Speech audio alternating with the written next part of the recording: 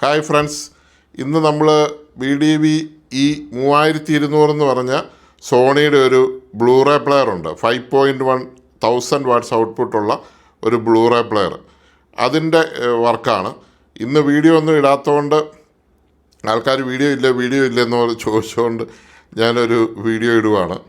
അതായത് ഇതിൻ്റെ പ്രത്യേകത എന്ന് വെച്ചാൽ ഇതൊരു ശരിക്കും പറഞ്ഞാൽ പച്ച മലയാളത്തിൽ പറഞ്ഞാൽ ഒരു മാനസികരോഗി എങ്ങനെ പെരുമാറുന്നു, അല്ലെങ്കിൽ ഒരു മയക്കുമരുന്ന് അടിച്ചവൻ എങ്ങനെ പെരുമാറുന്നു എന്നതുപോലെയാണ് ഈ സെറ്റ് പെരുമാറുന്നത്.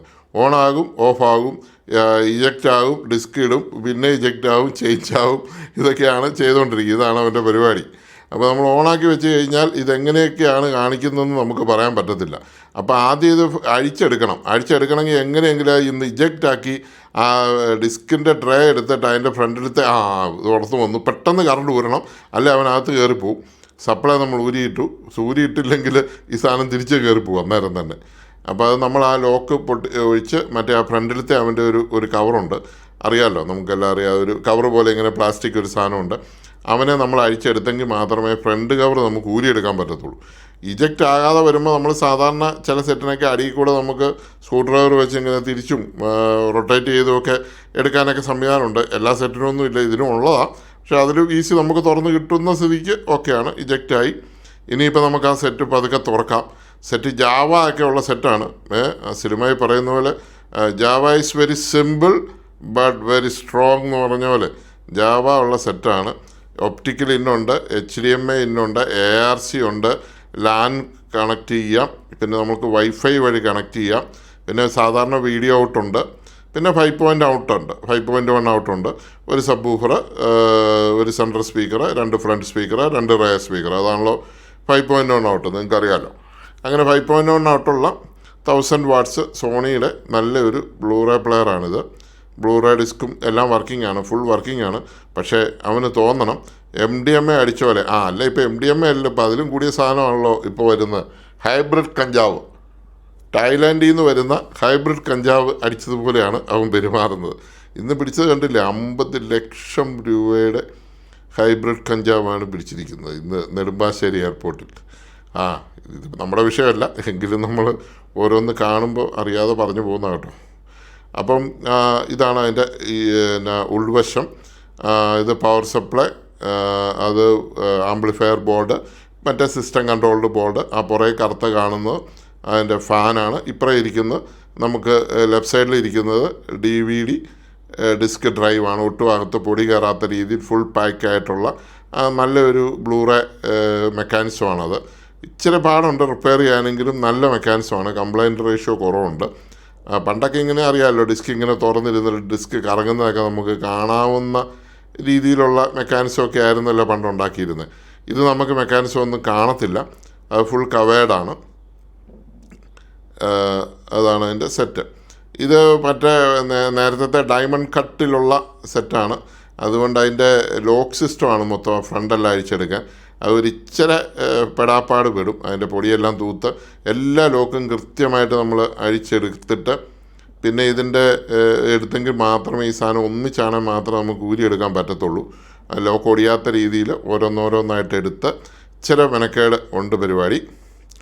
അങ്ങനെ എടുത്തെടുത്ത് വേണം നമ്മൾ എടുക്കാൻ. പിന്നെ ഇതിൻ്റെ മണ്ടയിലാണ് അതിൻ്റെ സ്വിച്ചെല്ലാം വെച്ചിരിക്കുന്നത്. ആ സ്വിച്ചുകളും കാര്യങ്ങളും എല്ലാം ഒന്ന് എടുക്കണം. ആ പണിയും എൻ്റെ പെടാപ്പാടും നിങ്ങളൊന്ന് കണ്ടോളൂ.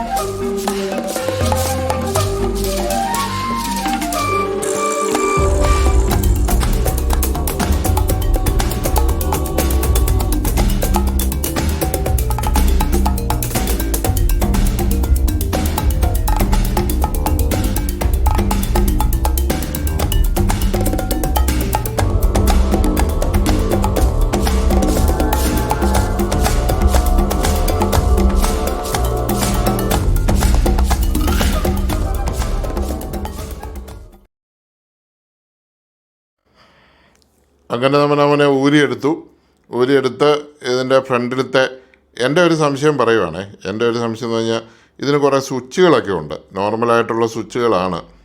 ഈ സ്വിച്ചുകൾ ഇടയ്ക്കൊക്കെ പ്രശ്നങ്ങൾ കാണിക്കാറുണ്ട്. ചില സെറ്റിനൊക്കെ സ്വിച്ച് കംപ്ലൈൻറ്റ് വരാറുണ്ട്. അപ്പോൾ NFC-യുടെ ബോർഡാണ് കിടക്കുന്നത് കേട്ടോ. NFC-യുടെ ബോർഡ്, ഇത് ഡിസ്പ്ലേ, മറ്റേ ബ്ലൂടൂത്തിൻ്റെ ബോർഡ്. സെറ്റ് മെയ്ഡ് ഇൻ മലേഷ്യയാണ്. അപ്പം ഈ സ്വിച്ചുകളുണ്ടല്ലോ, ഇത് കണ്ട് ഇതിൻ്റെ കുറേ സ്വിച്ചുകൾ, ആ സ്വിച്ചെല്ലാം ഞാനൊന്ന് അഴിച്ചു മാറ്റാൻ പോവാണ്.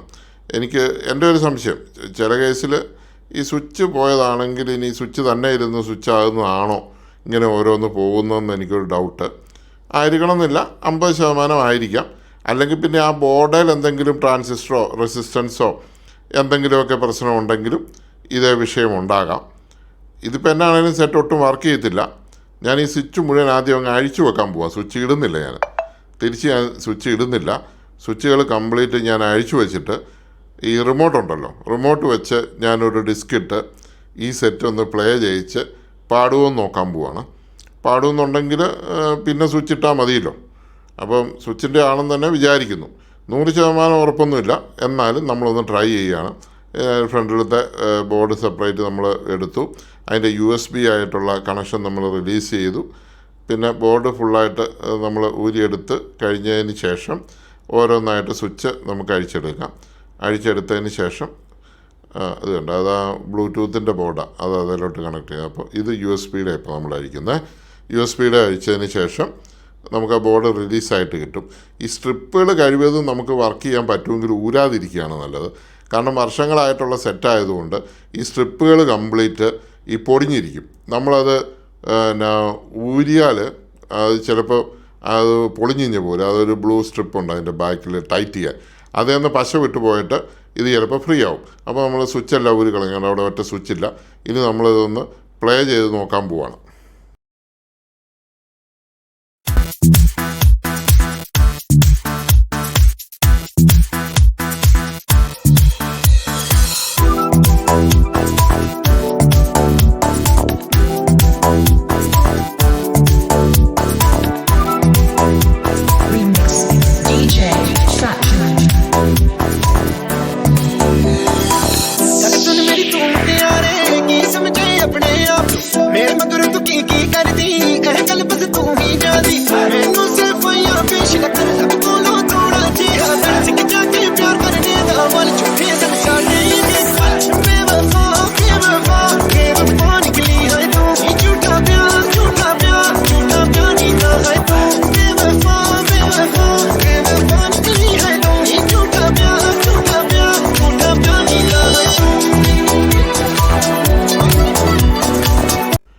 ഞങ്ങൾക്ക് അർജൻറ്റായിട്ടൊരു സ്ഥലം വരെ പോകണം.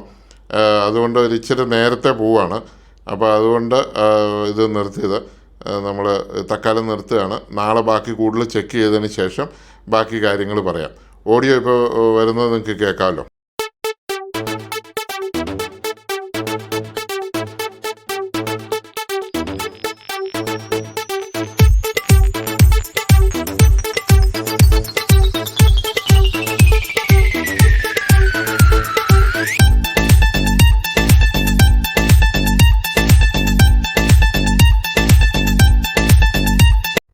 ഇന്ന് സമയം പോയതുകൊണ്ട് ഞങ്ങൾ പോവുകയാണ്. നാളെ എന്നാലും ബാക്കി വീഡിയോ ഇട്ട് തരാം. പിന്നെ നമ്മുടെ ഇതുണ്ട്, ഈ ടവർ അഴിച്ചു വെച്ചിട്ടുണ്ട്, അവൻ്റെ വർക്കും കൂടെ കാണിച്ചു തരാം. അപ്പോൾ ഒന്ന് സബ്സ്ക്രൈബ് ചെയ്യാത്തവരും സബ്സ്ക്രൈബ് ചെയ്തേരെ, വീഡിയോ ഇഷ്ടപ്പെട്ടവരും ലൈക്ക് ചെയ്തേരെ. നാളെ ചെക്ക് ചെയ്തിട്ട് പൂർണ്ണമായിട്ട് പറഞ്ഞു.